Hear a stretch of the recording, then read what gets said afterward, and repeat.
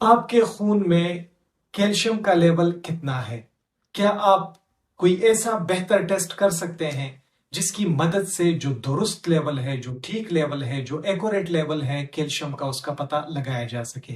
आज ऐसी ही एक टेस्ट के मुतालिक हम बात करेंगे और उस टेस्ट में एक अहम फार्मूला के मुतालिक हम बात करेंगे जिसकी मदद से जो ठीक लेवल होता है, जो दुरुस्त लेवल होता है कैल्शियम का मरीज के खून में, उसका पता लग जाता है। अस्सलाम वालेकुम, मैं हूं कामरान, आप देख रहे हैं एमएलटी हब विद कामरान। आज की जो वीडियो का टॉपिक है वो है corrected calcium test. Corrected calcium test laboratory में होने वाला एक ऐसा टेस्ट है जिसमें मरीज के खून में जो कैल्शियम का लेवल है उसके मुतालिक जांचा जाता है और कैल्शियम के लेवल का पता लगाया जाता है। लेकिन करेक्टेड कैल्शियम टेस्ट में हम एक और चीज का पता भी लगाते हैं मरीज के खून में, और वो है एल्ब्यूमिन का लेवल।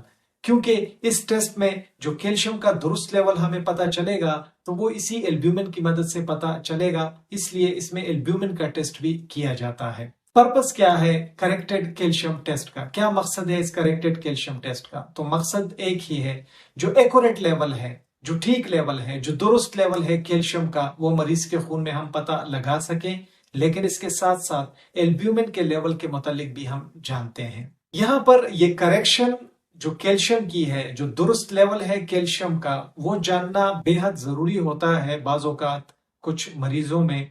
वो इसलिए क्योंकि ज्यादातर कैल्शियम खून में एक प्रोटीन के साथ बाउंड होता है जिसे एल्ब्यूमिन कहते हैं, और जब भी इस एल्ब्यूमिन में चेंजेस आती हैं, तब्दीलियां आती हैं, तो इसका बड़ा गहरा असर पड़ता है कैल्शियम पर, और कैल्शियम के लेवल में भी फर्क आता है अगर इस एल्ब्यूमिन के लेवल में चेंजेस आती हैं। इसलिए करेक्टेड कैल्शियम का टेस्ट किया जाता है और इस टेस्ट की मदद से हमें मदद मिल जाती है और हम बेहतर तरीके से जान सकते हैं कि जो बायोलॉजिकल एक्टिव कैल्शियम है वो किस लेवल पर है, या जो आयोनाइज्ड कैल्शियम का लेवल है वो लेवल कितना है। और ये बड़ा जरूरी होता है, जो बायोलॉजिकली एक्टिव या आयोनाइज्ड कैल्शियम होता है तो ऐसे बहुत सारे फिजियोलॉजिकल फंक्शंस होते हैं हमारे जिस्म में जिसके लिए ये कैल्शियम बहुत ज्यादा जरूरी होता है, इसलिए करेक्टेड कैल्शियम का टेस्ट किया जाता है।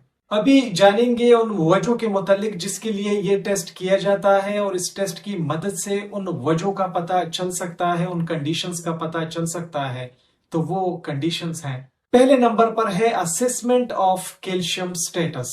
इस करेक्टेड कैल्शियम टेस्ट की मदद से तशखीस हो सकती है, डायग्नोसिस हो सकती है उन कंडीशंस की, उन हालतों की जिसकी वजह से जो इम्बैलेंस है कैल्शियम में वो आ जाता है। जैसे कि हाइपर कैल्सीमिया में जब कैल्शियम का लेवल खून में हाई हो जाता है, और हाइपोकैल्सीमिया में जिसमें जो कैल्शियम का लेवल है वो कम हो जाता है खून में। दूसरे नंबर पर है मॉनिटरिंग सर्टेन मेडिकल कंडीशंस। इस टेस्ट की मदद से हम मॉनिटरिंग कर सकते हैं उन बीमारों की जिनको किडनी की बीमारियां होती हैं, जिन लोगों को बोन डिसऑर्डर्स होते हैं जैसे कि ऑस्टियोपोरोसिस और पेजेट्स डिजीज, पैराथायराइड डिसऑर्डर्स जिनमें होते हैं जैसे कि हाइपर पैराथायरॉयडिज्म या फिर हाइपोपैराथायरॉयडिज्म, और इसके अलावा और भी ऐसे कंडीशंस हैं जिसका असर पड़ जाता है कैल्शियम के मेटाबॉलिज्म पे। तीसरे नंबर पर है guiding treatment. Corrected calcium test जो है बाज़ औक़ात ये इसलिए भी जरूरी होता है कि ट्रीटमेंट में गाइडेंस मिल जाती है इससे, जैसे जानना कि कैल्शियम के जो सप्लीमेंट्स हैं वो कितने देने चाहिए, जो अद्वियात है, मेडिकेशंस है, उसके डोज को एडजस्ट करना जिसका असर कैल्शियम के लेवल पर पड़ सकता है, या जो ट्रीटमेंट है वो मुअस्सर है, वो अपना काम दिखा रही है या नहीं दिखा रही, तो ट्रीटमेंट को भी असेस करना। चौथे नंबर पर है इवेल्युएटिंग न्यूट्रिशनल स्टेटस।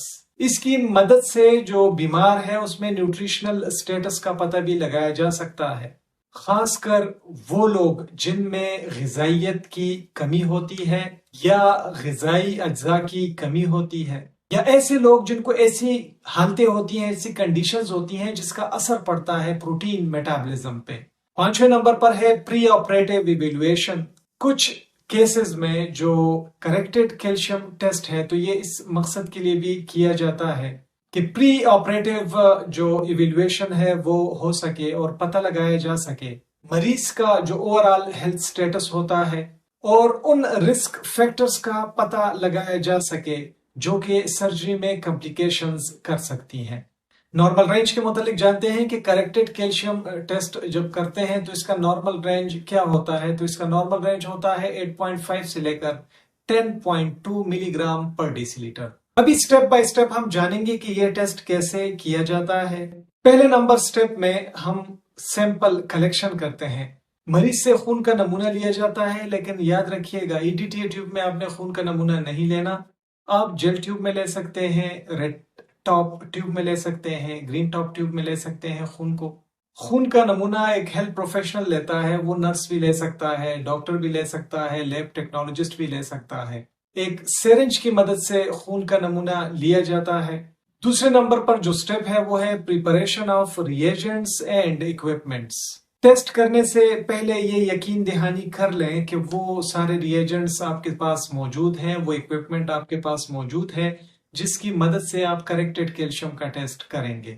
ان ٹیسٹ میں آپ کو ٹیسٹ ٹیوبز کی ضرورت ہوتی ہے، پائپٹس کی ضرورت ہوتی ہے اور ان تمام کیمیکلز کی ضرورت ہوتی ہے جس کی مدد سے یہ ٹیسٹ ہو سکتا ہے۔ تیسرے نمبر سٹیپ میں سینٹریفیوگیشن کی جاتی ہے اور جو خون کا نمونہ ہے وہ 5 سے 10 منٹ تک سینٹریفیوج کیا جاتا ہے اور پھر سیرم کا نمونہ لیا جاتا ہے۔ اس کے بعد جو چوتھا نمبر سٹیپ ہے تو اس میں ہم جو ٹوٹل کیلشیم کا لیول ہے اس کے متعلق جانتے ہیں۔